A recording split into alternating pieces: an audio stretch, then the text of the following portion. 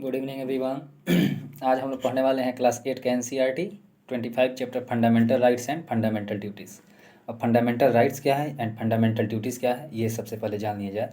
तो फंडामेंटल का अर्थ होता है कि मूलभूत, आधारभूत या फिर मूल, यानी कि जो आपको अधिकार दिए गए हैं, जो कॉन्स्टिट्यूशंस के तहत आपको अधिकार मिलते हैं। एंड फंडामेंटल ड्यूटीज़ एंड जो आपके कर्तव्य हैं, यानी कि कॉन्स्टिट्यूशंस को मद्देनज़र रखते हुए जो काम, अगर मतलब कि उसके प्रति जो आपका कर्तव्य बनता है या फिर आपके समाज के प्रति आपका जो कर्तव्य बनता है, ये सारे हमारे कॉन्स्टिट्यूशंस में मेंशन है।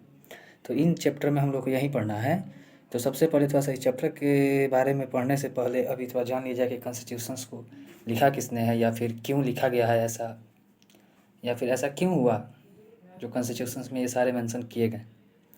सबसे पहले तो जान लीजिए कि अगर कॉन्स्टिट्यूशन ही अगर ना हो किसी कंट्री में, या फिर कोई नियम कानून ही ना हो, तो कोई किसी का वैल्यू भी नहीं करेगा एंड जिसको जो मन करेगा वो करेगा।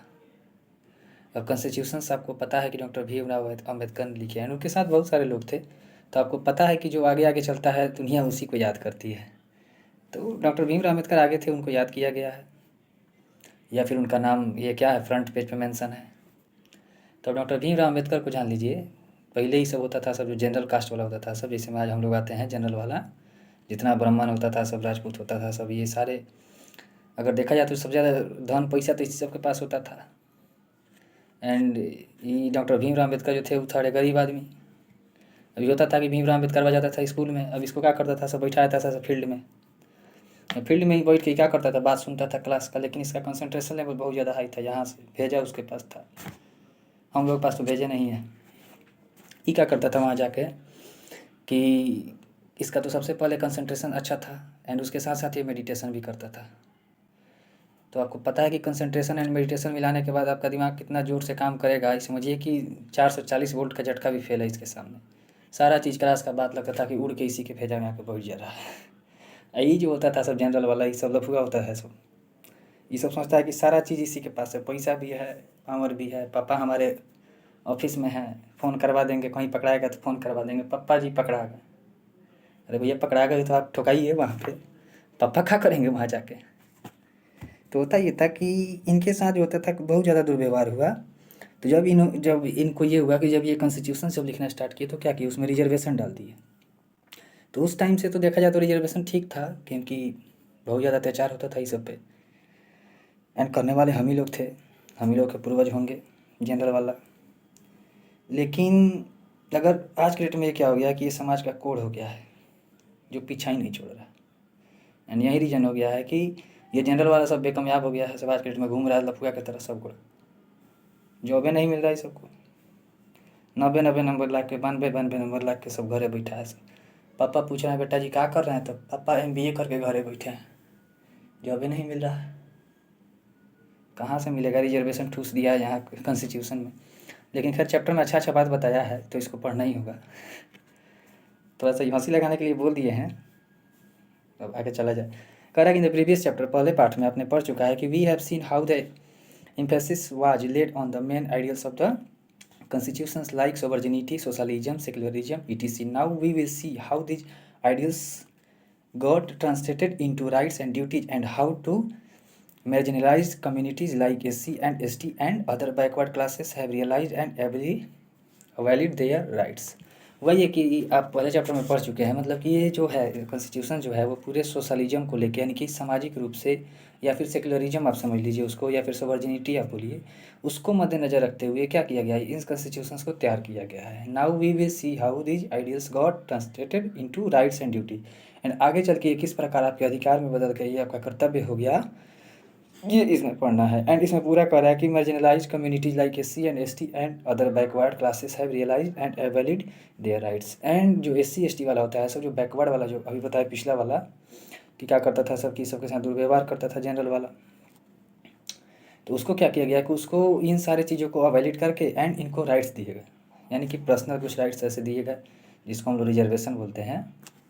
तो ये तो समझिए कि हम लोग को ये क्या कर रहा है, गवर्नमेंट भी है कि खींच खाच के चल रहा है, लेकिन होगा नहीं पढ़ने से हम लोगों को, भलाई तो होने वाला है नहीं, रिजर्वेशन खा जाएगा। Every state tries to prove the best faculty to all the citizen so that development can take places.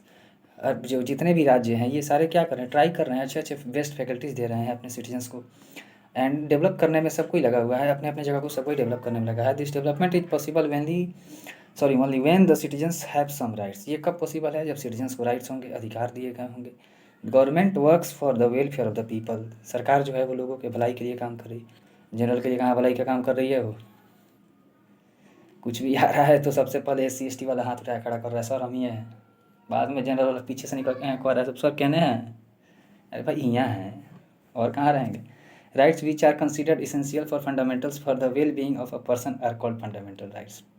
कह रहा है कि वो अधिकार जो क्या करता है, मतलब कि किसी भी आदमी को, वो कोई भी व्यक्ति हो, अगर राइट्स अगर उसके पास है, अगर वो अच्छा कर रहा है तो क्या हो जाते हैं, वो उसके लिए समझिए कि वो फंडामेंटल राइट्स उसके लिए अच्छा है। अगर कोई अगर राइट्स का अगर गलत अगर यूज कर रहा है तो वो सर गलत कर रहा है। राइट्स अगर आपको कॉन्स्टिट्यूशंस ने दिया है तो आप उसका अच्छे में काम कीजिए, या उसका यूज आप अच्छे से करिए, गलत यूज नहीं किया कीजिए उसका।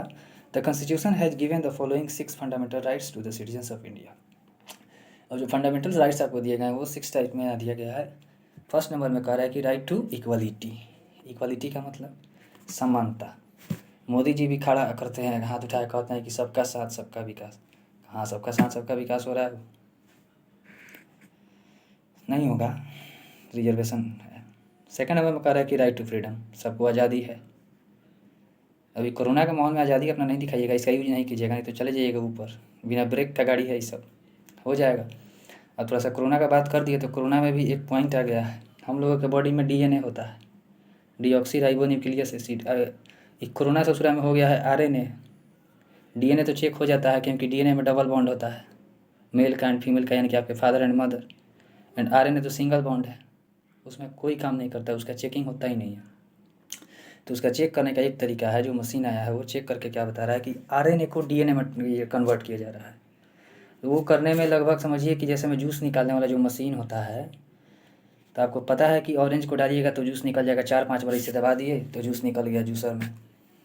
वहीं अगर आपको अमरूद दे दिया जाए, अमरूद में पानी है नहीं है, क्या कीजिएगा, 40 बार 50 बार ऐसे ऐसे ऐसे ऐसे नचाइएगा तब जाके थोड़ा सा इतना फेंकेगा।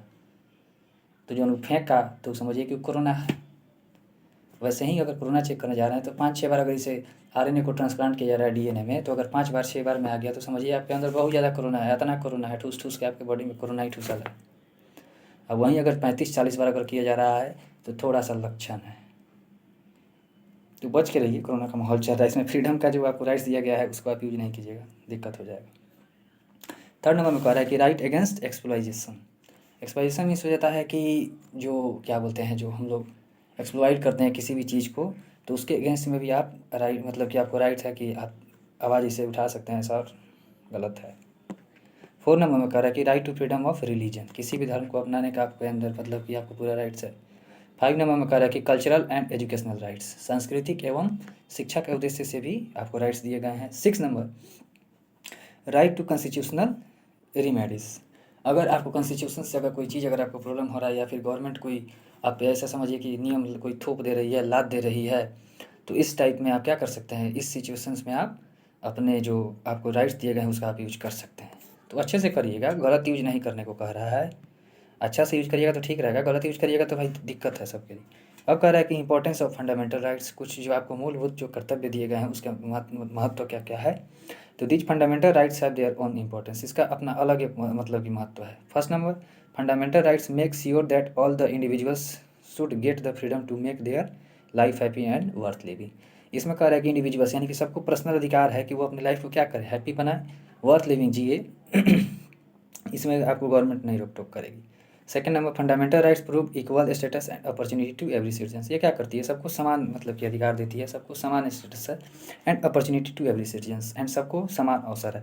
कह रहा है समान अवसर है, लेकिन है नहीं।